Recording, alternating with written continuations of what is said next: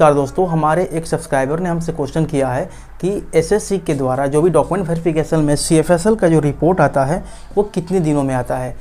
तो इस विषय में मैं आपसे आगे बात करूंगा। सबसे पहले मैं आपको अच्छे से समझा देना चाहता हूं कि ये सीएफएसएल और एसएससी में क्या रिलेशन है और इससे क्या होता है और इसके थ्रू कैसे वर्क होता है, ताकि आपको अच्छे से चीज़ें समझ में आ जाए।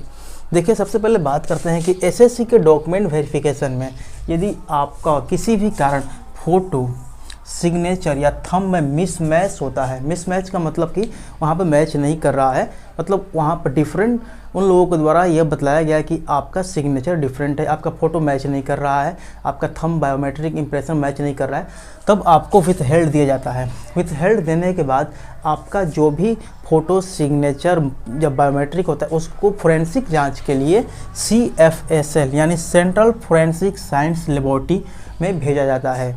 ठीक है, और ये जो भेजने का वर्क है एसएससी अपने तरफ से करती है। ऐसा नहीं कि आपको वहाँ पे जाकर अपना ये सब रिपोर्ट देना है, नहीं, सब प्रोसेस जो है एसएससी कराएगा। एसएससी के माध्यम से ही सारा रिपोर्ट जाएगा।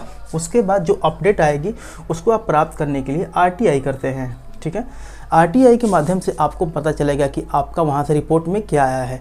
आप RTI एसएससी को करेंगे। ये जो CFSL है ये आपको डायरेक्ट रिप्लाई नहीं देगी। ठीक है, जो CFSL का जो रिपोर्ट आता है इसका कोई निश्चित समय नहीं होता है। ठीक, बहुत सारे कैंडिडेट का ऐसा होता है कि विदिन 1 मंथ, 1 मंथ के अंदर ही उनका क्लियर हो जाता है।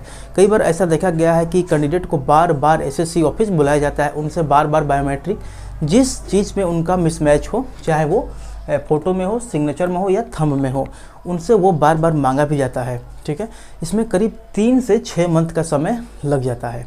कितना समय मैंने बोला? 3 से 6 मंथ का। लेकिन अब यहाँ पे बात ये उठता है कि यदि इसमें CFSL के रिपोर्ट में यदि आपको क्लियरली यहाँ पे रिजेक्टेड कर दिया जाता है तो आप पर कानूनी कार्रवाई भी की जा सकती है, क्योंकि आपको एक वहाँ पे जैसे कि होता है नहीं है कि आप धोखाधड़ी किए हैं, आपका फ़ोटो दूसरे का है और आप वहाँ पर दूसरे हैं, तो आप धोखाधड़ी के अंतर्गत आ जाते हैं। तो आपको करना क्या होगा कि आप जब भी फ़ोटो, सिग्नेचर और थंब वहाँ पे दे, इस सब चीज़ों के देते टाइम सावधानी बरतें। आप वहाँ पर अपना फ़ोटो जो दे फॉर्म में फिल करते टाइम वो फ़ोटो लेटेस्ट होना चाहिए। किसी भी प्रकार का एडिटिंग मत कीजिए, एकदम नॉर्मल कैमरा से फ़ोटो लेकर वहाँ पर दीजिए।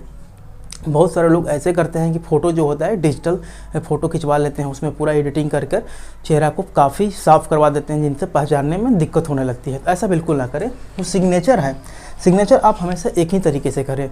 आपने फॉर्म में देने टाइम जिस लैंग्वेज में सिग्नेचर किया है, ये भी देखा गया है कि आपने हिंदी में किया, इंग्लिश में, आपको पता नहीं रहता है और वहाँ पर आपने डिफरेंट कर दिया, मतलब आपने Tier 1 में भी डिफरेंट कर दिया, Tier 2 में डिफरेंट कर दिया, इस बात के लिए कि भी आपको मिसमैच मिल जाता है। तो सिग्नेचर आप सेम तरीके से एक ही लैंग्वेज में करें। जो थंब होता है, ये थंब देते टाइम आप काफ़ी सावधानी अपनाएं।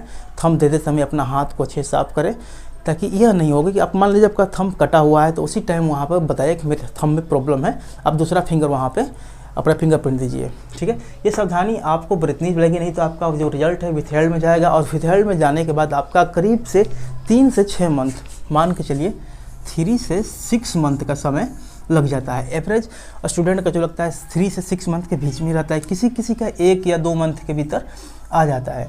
अभी आपको इन्फॉर्मेशन कैसे मिलेगा कि आपका जो रिजल्ट है वो क्लियर हो चुका है? आपको एसएससी के ऑफिस से मेल भेजा जाएगा या आपको कॉल भी किया जा सकता है।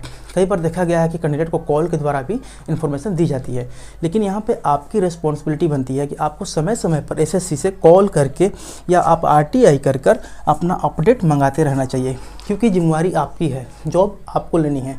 इसलिए आप मंथ में कम से कम 2 RTI लगाकर अपना अपडेट वहाँ से मंगाते रहे कि क्या हुआ, कहाँ तक मेरा प्रोसेस चल रहा है। इस तरह से आप अपना इन्फॉर्मेशन मंगा कर समझ सकते हैं कि हाँ, आपका रिजल्ट आया है या नहीं आया, अभी तक पेंडिंग में है। ठीक।